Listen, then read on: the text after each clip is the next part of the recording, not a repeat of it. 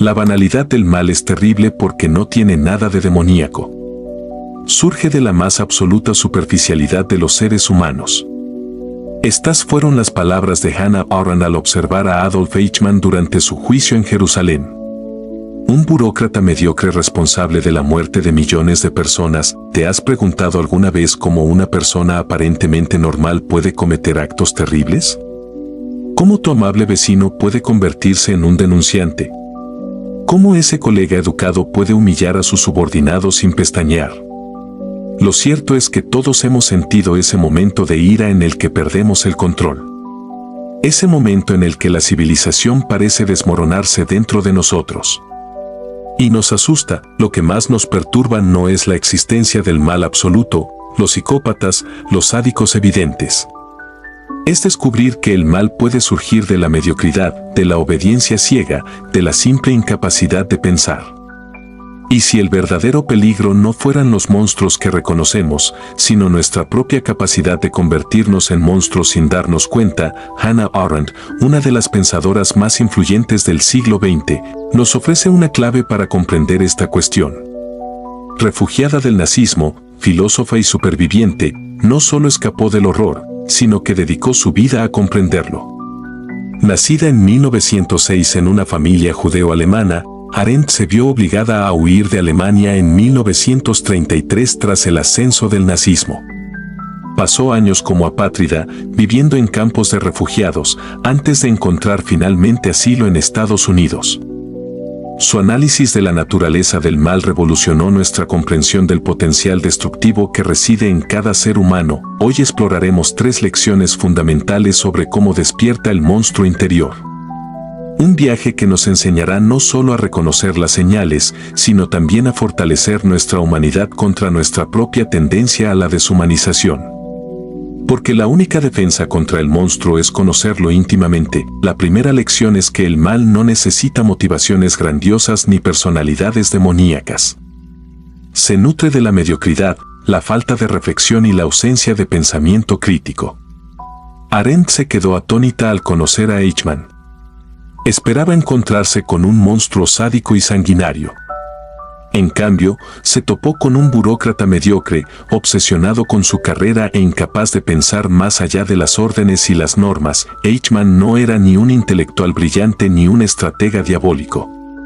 Era un hombre común y corriente con aspiraciones comunes que encontró en el régimen nazi una oportunidad de ascenso profesional. Hablaba con clichés, empleaba jerga burocrática y parecía genuinamente confundido al enfrentarse a las implicaciones morales de sus actos. Solo cumplía órdenes, repetía, como si eso fuera suficiente explicación para organizar el transporte de cientos de miles de personas a la muerte. No mataba por odio. Mataba por eficiencia administrativa. Organizó el genocidio como quien organiza una hoja de cálculo. El horror no residía en su malicia, sino en su incapacidad para pensar en las consecuencias de sus actos. Eichmann había dejado de pensar críticamente sobre lo que hacía. Se convirtió en un engranaje eficiente de una máquina de muerte. ¿Cuántas veces has realizado una tarea sin cuestionar su propósito? ¿Cuántas veces has seguido una orden simplemente porque era más fácil obedecer que pensar? ¿Cuántas veces te has encontrado repitiendo clichés sin reflexionar realmente sobre lo que decías? El monstruo no nace de la maldad. Nace de la pereza mental, de la negativa a pensar, de la capitulación ante la facilidad del automatismo. La segunda lección es que el mal se hace posible cuando la violencia se normaliza.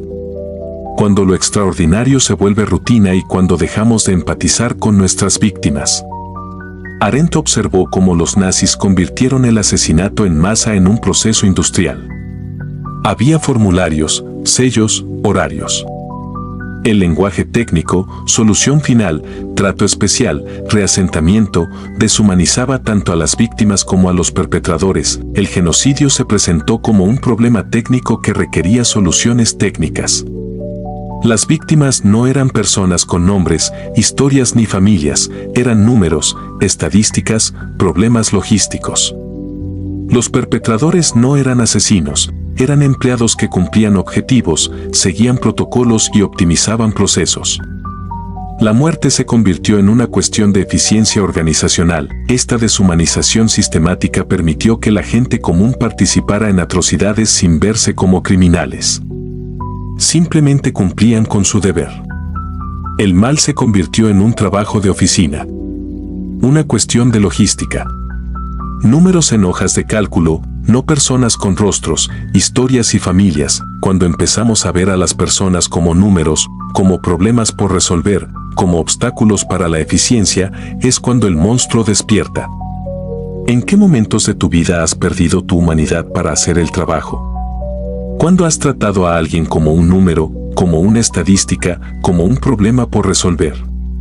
Cuando has usado lenguaje técnico para evitar confrontar la realidad humana de lo que hacías. La tercera lección es que el mal colectivo solo es posible cuando los individuos renuncian a su responsabilidad personal, refugiándose en el anonimato del grupo y la obediencia a la autoridad. Arendt descubrió que muchos nazis se justificaban diciendo, solo cumplía órdenes, o todos los demás hacían lo mismo. Habían externalizado su conciencia moral, para el Estado, para el líder, para el grupo. La responsabilidad individual se disolvió en responsabilidad colectiva. Si todos lo hacen, no puede estar mal. Esta dilución de la responsabilidad no solo ocurre en regímenes totalitarios. Ocurre en las oficinas, en las escuelas, en las familias, en cualquier grupo donde la presión para conformarse supera la valentía para cuestionar. El fenómeno que los psicólogos llaman difusión de responsabilidad se convierte en una poderosa herramienta para el mal. Cuando la responsabilidad es compartida por muchos, nadie se siente verdaderamente responsable.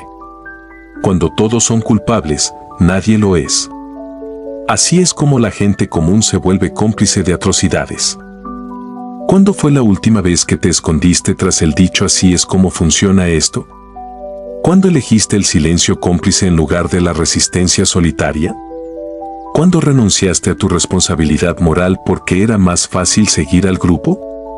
El monstruo se alimenta de nuestra necesidad de pertenencia, de nuestra reticencia a ser diferentes, de nuestra preferencia por la comodidad del conformismo, pero hay una cuarta lección, quizás la más importante: el mal prospera en el vacío del pensamiento.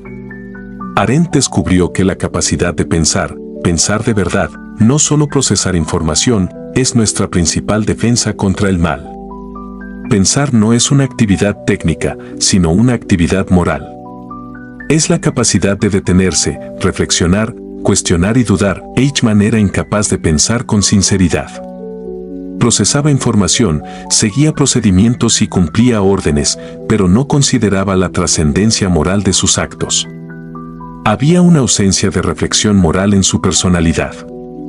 Y esta ausencia fue lo que le permitió participar en atrocidades sin sentir el peso de la culpa. Comprender la banalidad del mal no se trata de aceptar el pesimismo. Se trata de asumir nuestra responsabilidad. Cuando reconocemos que el monstruo vive en nosotros, podemos cultivar una vigilancia constante contra nuestra propia tendencia a la deshumanización. Puedes elegir cuestionar. Puedes elegir pensar. Puedes elegir preservar tu humanidad incluso cuando todos a tu alrededor estén perdiendo la suya. La valentía no es la ausencia de miedo, sino la decisión de hacer lo correcto a pesar del miedo. Es la disposición a ser diferente, a cuestionar la autoridad, a mantener la humanidad incluso cuando sea inconveniente. Es la negativa a delegar la conciencia moral a otros. Esto no significa que debamos vivir en una paranoia constante, desconfiando de todas las autoridades e instituciones. Significa que debemos mantener nuestra capacidad de pensamiento crítico, de cuestionar órdenes que parecen moralmente cuestionables, de preservar nuestra empatía incluso cuando sea difícil. La propia Hannah Arendt no fue inmune a las contradicciones. Abogó por la violencia revolucionaria en ciertos contextos, mantuvo relaciones complicadas con otros intelectuales y, en ocasiones, demostró una frialdad que rozaba la insensibilidad. Sus opiniones sobre la integración racial en Estados Unidos fueron controvertidas. Sus comentarios sobre algunos líderes judíos durante el Holocausto generaron controversia. Pero fue precisamente su capacidad para reconocer sus propios defectos lo que la convirtió en una pensadora tan influyente sobre la naturaleza humana. No se consideraba moralmente superior a los perpetradores que estudiaba. Comprendía que todos tenemos la capacidad de convertirnos en aquello que despreciamos. La sabiduría no proviene de la perfección, sino de una honestidad brutal con uno mismo. Arendt vivió la experiencia de ser refugiada, de ser apátrida, de perderlo todo. Conoció el miedo, la vulnerabilidad y la dependencia de la bondad de desconocidos. Esta experiencia la hizo humilde ante la fragilidad de la condición humana. Sabía que las circunstancias pueden transformarnos a cualquiera en víctima o en victimario. Nadie nace malvado, pero todos llevamos dentro la capacidad de convertirnos en monstruos. La diferencia radica en nuestra disposición a pensar, a cuestionar, a preservar nuestra humanidad incluso ante la presión de conformarnos. El monstruo no es tu enemigo. Es tu maestro. Te enseña dónde están tus límites morales, donde tu humanidad es más frágil, donde debes estar más alerta. Reconocer al monstruo interior no es motivo de desesperación, sino de esperanza. Porque cuando sabemos que existe, podemos tomar medidas para controlarlo. Podemos cultivar nuestra capacidad de pensamiento crítico. Podemos practicar la empatía incluso cuando sea difícil. Podemos elegir la valentía moral incluso cuando sea inconveniente. El monstruo despierta en la ausencia de pensamiento, en la normalización de la violencia, en la abdicación de la responsabilidad personal. Pero puede mantenerse latente mediante la vigilancia constante, la práctica de la reflexión moral y la negativa a delegar nuestra conciencia en otros. ¿Y tú? ¿En qué momentos de tu vida sientes que tu monstruo interior está más cerca de despertar? ¿Cuándo sientes más la tentación de desconectar tu humanidad? Cuando te encuentras obedeciendo órdenes sin rechistar, tratando a los demás como números, escudándote en la responsabilidad colectiva. Comparte en los comentarios. ¿En qué situación tuviste que elegir entre la obediencia ciega y la preservación de tu conciencia? ¿Cómo lidiaste con esta tensión? ¿Qué estrategias desarrollaste para mantener tu humanidad en situaciones difíciles? Tus experiencias pueden ayudar a otros a reconocer estos momentos críticos en sus propias vidas, y si este video te hizo reflexionar, considera suscribirte al canal.